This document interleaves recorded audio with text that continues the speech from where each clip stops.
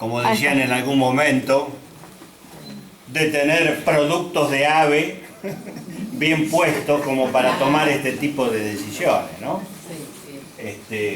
Pero además lo manda el comandante en jefe del ejército. La cara. Procede. Y medio que el otro, yo me acuerdo de esa escena, porque el otro estaba medio así que no. Claro, pero de pronto habrá razonado, bueno, pero este que me lo indique está más arriba que yo. Bueno, vamos.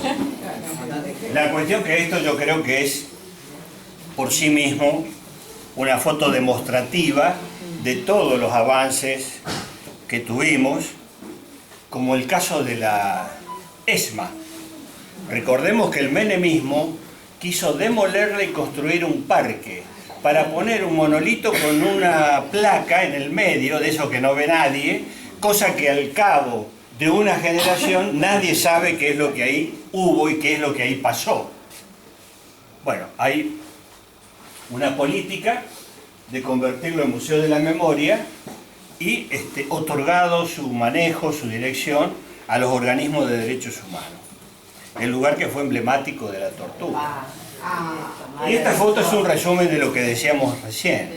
Es decir, esta fue una oportunidad que volvió a recrear ese momento de San Martín, Bolívar, de Artigas, de O'Higgins, de tantos patriotas de la lucha por la primera independencia que se generó hace algo más de 200 años.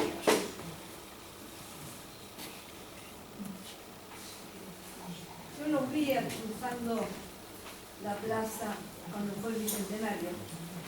¿A quién? Ah, ¿lo viste? Sí, sí. Bueno, lo de la fiesta del centenario fue una experiencia Lo máximo. realmente extraordinaria, ¿no? Porque además el clima que se vivía en medio de una multitud pocas veces vista, el clima de solidaridad, de compañerismo, el mismo Lula le llegó a decir a Cristina, si yo llego a hacer esto en Brasil, tengo centenares de muertos. Sí, sí. El mismo Lula le dijo eso. Bueno, vamos a hablar de la orientación general de la economía en ese momento. En términos generales podemos hablar de una reorientación de la forma de acumulación del capital, de la acumulación financiera, se va pasando gradualmente a un tipo de acumulación productiva, haciendo el centro en el desarrollo industrial. Como dije antes, hay una recuperación del papel del Estado. Ese tema no lo discute nadie, salvo los que, digamos, aconsejan desde el neoliberalismo para que hagan los países periféricos.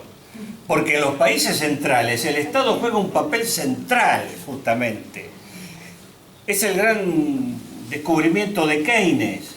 Es decir, el Estado como agente económico, cuando la economía monopolista empieza a manejar los gobiernos de los países centrales, allá por el año 30. Bueno, y esta es otra definición muy seria, la demanda interna, es decir, el mercado interno. Es decir, para decirlo en términos keynesianos, la demanda efectiva como núcleo de esa demanda general y que comienza, como lo dijo Keynes en su momento, allá en el año 36, en la necesidad de sacarle dinero a los que tienen, mediante impuestos, para llevarlos, así sea, sin contraprestación laboral, a los más pobres, a los desocupados, en función de reactivar ese mercado interno. Demanda efectiva, que significa ese dinero en el bolsillo en los que menos tienen, porque lo van a gastar en su totalidad. No van a ser como el medio pelo que una parte la embucha. No, porque hay tantas necesidades insatisfechas que el necesitado recibe un bono, recibe una ayuda y la gasta toda. Y la gasta en alimentos. Entonces empieza a reactivar el kiosco de la esquina, el almacén del medio de la cuadra, etcétera, etcétera, y con ellos los mayoristas, los proveedores, los fabricantes, y todos empiezan a tomar más personal. Con lo cual, esto del centro en la demanda interna, en la demanda efectiva, que es el núcleo de la demanda agregada general, es no solamente en la teoría, ya por Keynes, 1936, sino en la práctica concreta, ¿no? La forma en que nuestro país fue saliendo del pozo en ese periodo. Bueno, el desendeudamiento. El endeudamiento externo es la forma que se tiene en la actualidad, en esta etapa, de subordinación de las economías periféricas. Solamente se recurre a lo militar en última instancia, pero el elemento central es el endeudamiento externo, y esa fue la función de Macri. Ese fue el objetivo de Macri, y de ese endeudamiento que encima no quedó en alguna infraestructura para el país, sino que se fugó, es un robo. Por supuesto sigue suelto para la justicia argentina. Liberado de todo. Bueno, y además el tema de la industria. Como vimos en uno de los primeros encuentros, hicimos una comparación de la diferencia en la capacidad de absorber y necesitar fuerza de trabajo de la actividad primaria, agropecuaria, con respecto a la industria. La industria está llena de eslabonamientos, es una actividad mucho más compleja, y en cada uno de esos eslabonamientos, cuando más tecnología se incorpora, mayor es el eslabonamiento y por lo tanto mayor la cantidad de trabajo que se necesita. La orientación general de la economía.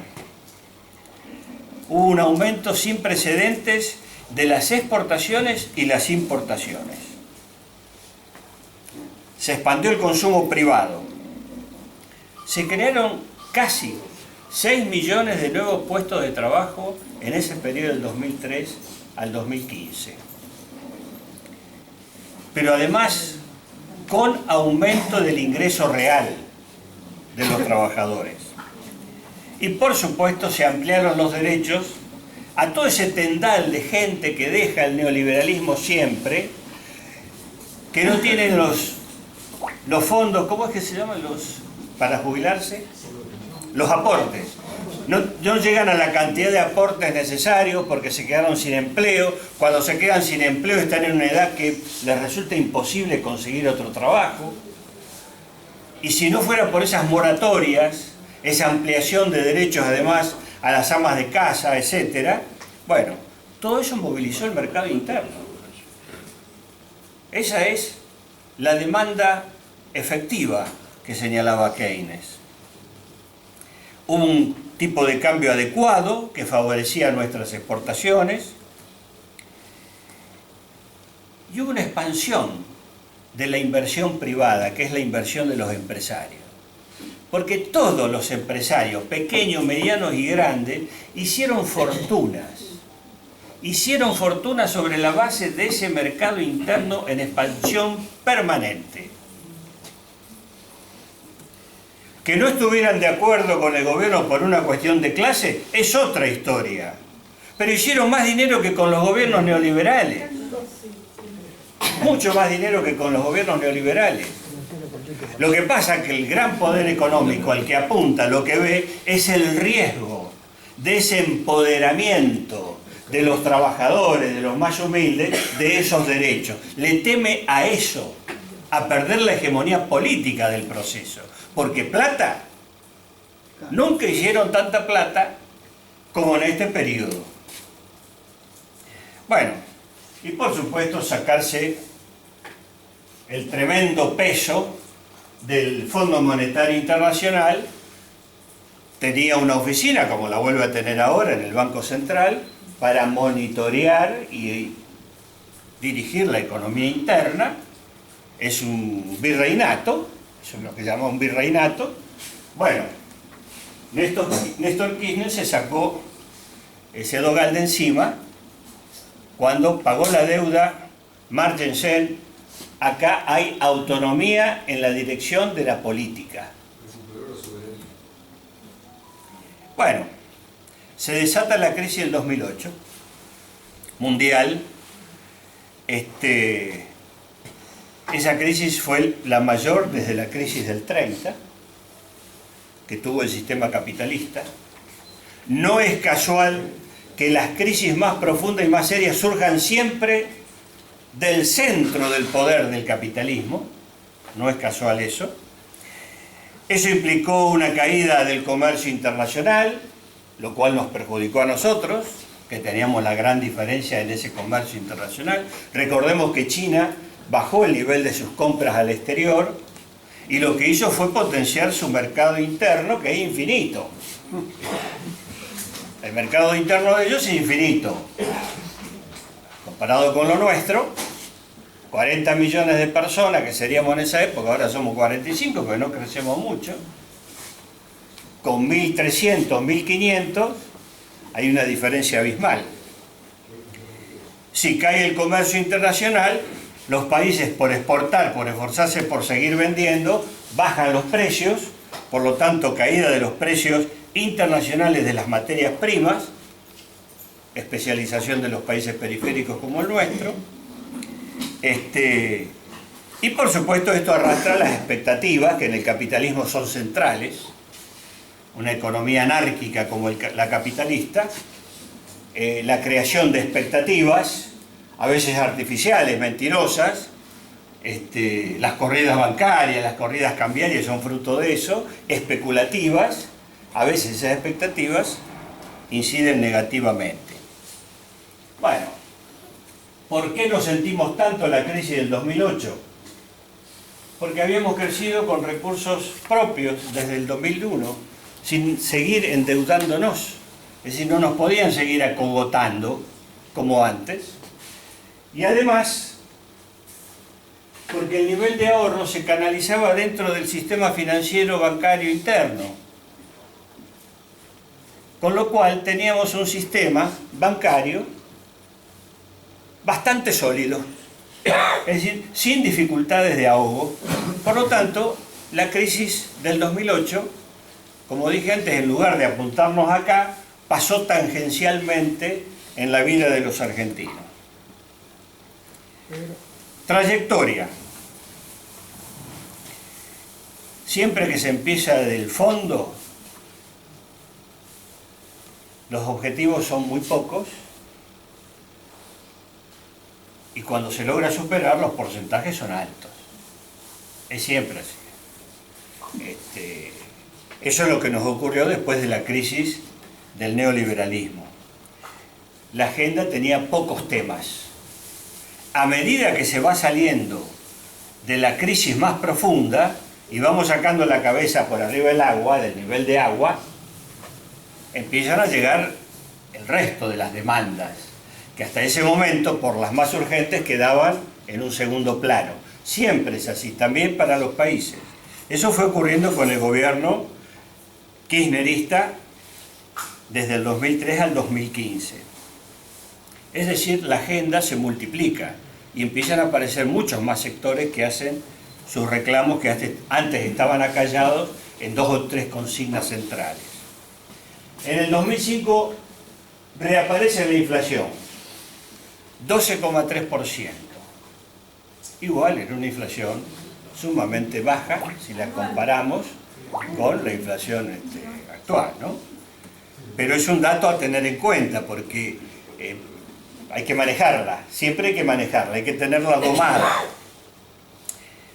Lo importante es que frente a ese fenómeno de inflación, de aumento de precios, la política fue llegar a acuerdos, a negociaciones, y no al ajuste al cual siempre recurre el neoliberalismo.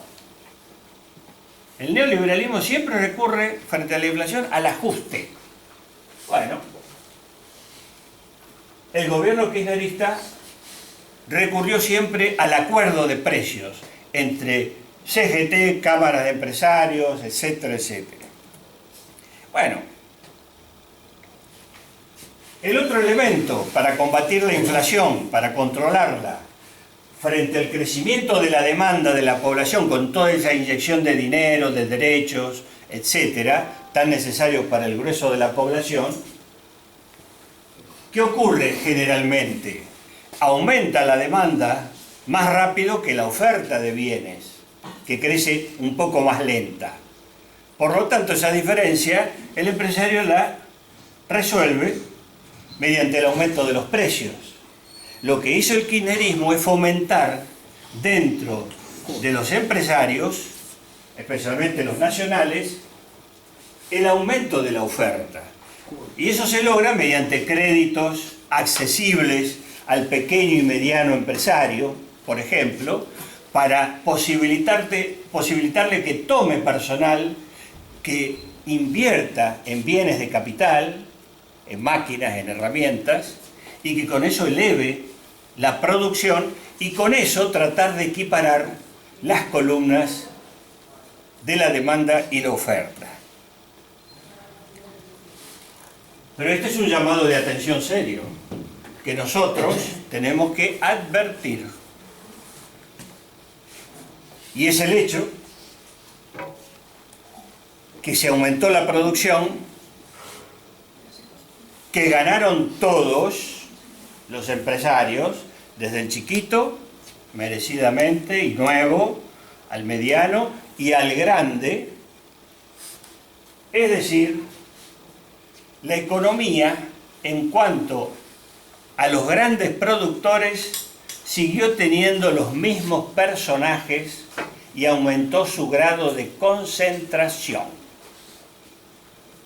Y esto es una seria advertencia. Esto es una seria advertencia. ¿Por qué?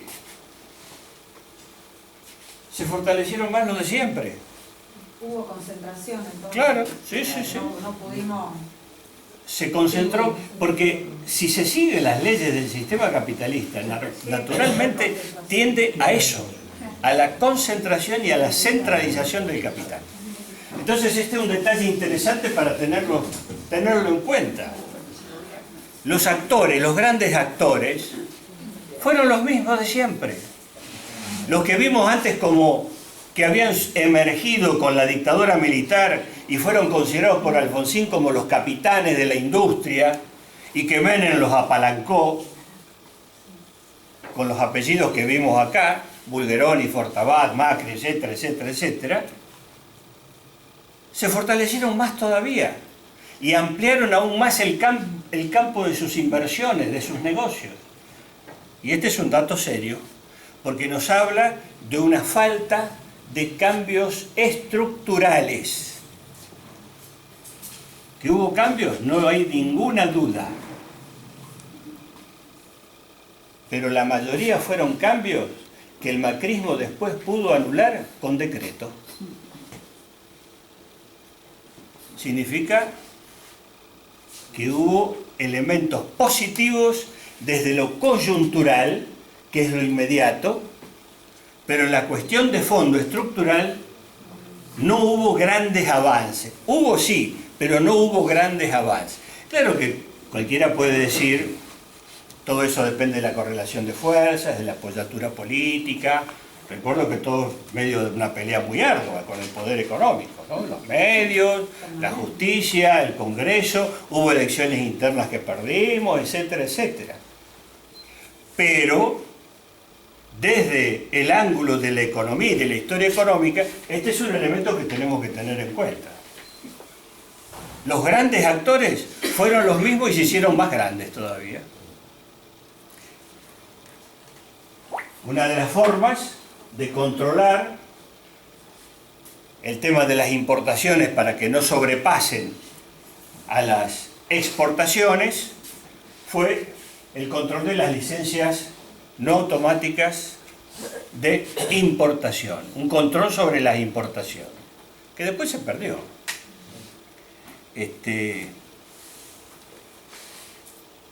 Y acá aparece este tema, como señalé antes,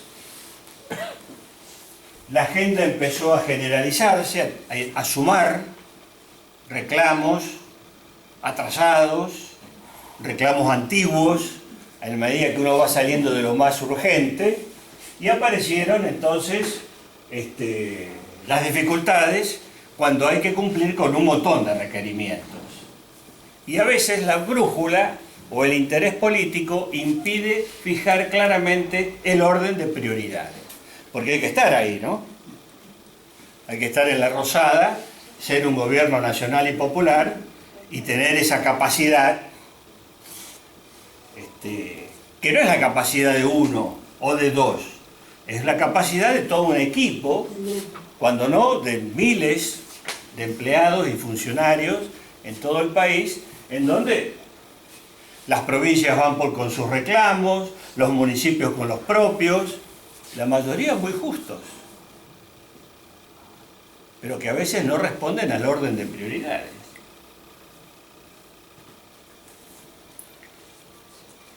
Seguimos con la trayectoria. El rumbo fue claro, pero a veces hubo algunas actitudes rígidas en el manejo de la economía. Por ejemplo, frente al tema de las retenciones. En el 2008, lo peor que se puede hacer es aunar a la contra, al enemigo. Justamente la política de lo que se trata es de fragmentar, de crear opciones. ¿Y a quién hay que diferenciar en primer lugar? Al pequeño y mediano productor, que no es lo mismo que el pool de siembra, que no es lo mismo que el poder terrateniente. Entonces, para eso hay que desarrollar políticas en donde se lo beneficie claramente. Lo peor es juntarlos a todos. Porque en la medida así grosera, pasás la guadaña y liquidás todo, uniendo lo que no tiene que estar unido en política. Y otro momento se presentó con el tema del desendeudamiento. Se tomó una actitud tan firme con la deuda y fue tan exitoso el proceso de desendeudamiento que después se tenía miedo de anunciar la toma de un crédito en el exterior, cuando en realidad los intereses habían bajado a nivel internacional y tener deuda externa no es en sí mismo un pecado. El pecado el problema es cuando no la podés manejar porque te la metieron una deuda tan gigantesca que se transforma entonces en una subordinación de la economía del país. Cualquiera de nosotros va a comprar una heladera, la pedí a crédito. Con un ojo mirá la cuota, con otro ojo mirá el ingreso que tenés. ¿No es cierto? No está mal. Si vos evaluás que tenés un laburo más o menos estable, que vas a pagar en 18 cuotas, que esto, que lo otro, que... Bueno, lo manejás. Es decir, el endeudamiento en sí no es perverso por sí mismo. Lo perverso es lo que hizo Macri, lo que hizo la dictadura. Bueno, acá se temía presentar nuevamente un pedido de crédito al exterior cuando ya habíamos liquidado la deuda con el Fondo Monetario, recuperado las relaciones internacionales, etc., porque iba a aparecer en la población como una contradicción con lo que se había hecho antes.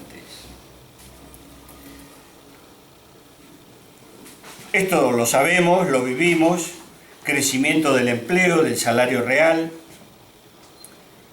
Cuando aparecieron los problemas de la crisis mundial, que rozaron a nuestro país, pero que siempre hay sectores más vulnerables que lo viven como una crisis profunda, y se creó la AUH, pero además con esa característica, que es un bono de acuerdo al control sanitario, educativo, de los chicos, de la familia, etcétera, etcétera, con lo cual tenía un mensaje y un contenido totalmente distinto a cualquier otro tipo de ayuda. Este es un dato central porque las pymes, las pequeñas y medianas empresas, son claves en la creación de empleo. Pasaron de 400.000 que galgueaban a 600.000 en plena actividad. Y este es un dato sustancial para marcar ese cambio. Quiero recordar algo. Sí. Quiero recordar algo que me parece muy importante.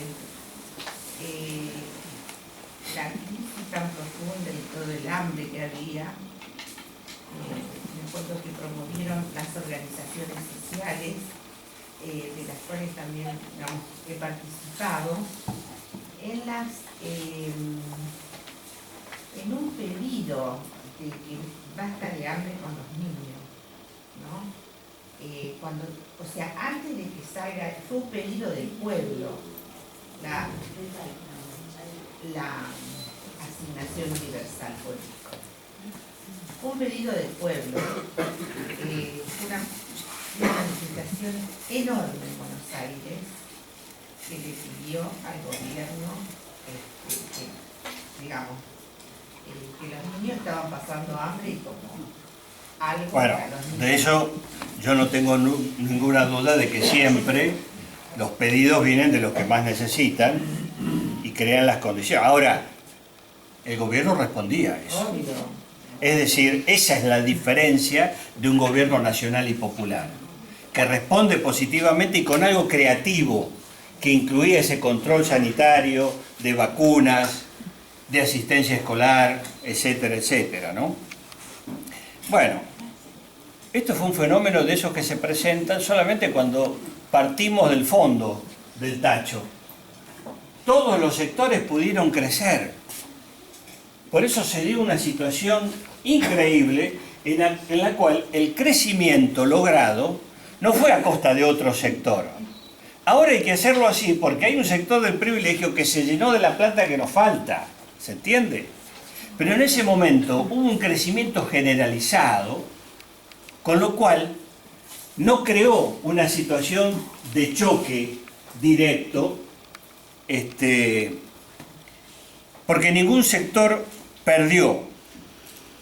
Ahí sí que la economía parecía más que una cobija corta, una cobija de esas extensibles, de goma, digamos, ¿no?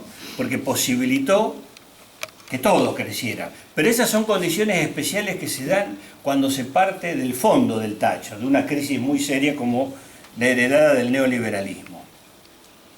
Y aparece un fenómeno que aparece siempre cuando se impulsa el proceso de industrialización en los países periféricos, como el nuestro, y cuya primera aparición fue durante el gobierno del general Perón en los años 50.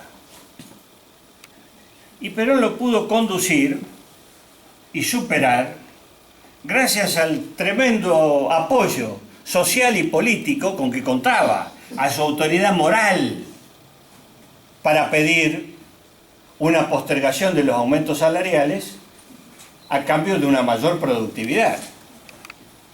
Hay que tener autoridad política para eso, ¿no? Bueno, ahí se percibió ya esto que se le puso el nombre tiempo después, restricción externa. Todo proceso de industrialización, cuando se va profundizando, empieza a requerir insumos, inclusive bienes de capital, que son muy caros, pero que los necesita invariablemente, y que aumentan el costo de las importaciones con respecto a las entradas por las exportaciones si seguimos siempre exportando bienes primarios. Por eso el gran secreto es ir aumentando el componente industrial de nuestras exportaciones. El neoliberalismo siempre termina primarizando las exportaciones. Es decir, no faltaron iniciativas, no faltaron políticas, hubo sí errores de implementación, es lógico. Una cosa es equivocarse, todos, nadie hace una cosa sin errores, la vida no es más, sabemos que aprendemos gracias a los errores y las metidas de pata, pero hay cosas que se pueden anticipar, que pueden ser previsibles. Y esto es el resultado. Muchas veces de la cantidad de funcionarios que pasan automáticamente de las facultades de ciencias económicas, de haber mamado neoliberalismo a través de manuales como el de Dorbush, y pasar a ser funcionarios. Políticamente pueden ser avanzados y compañeros, pero en la aplicación de lo que aprendieron terminan actuando como neoliberales.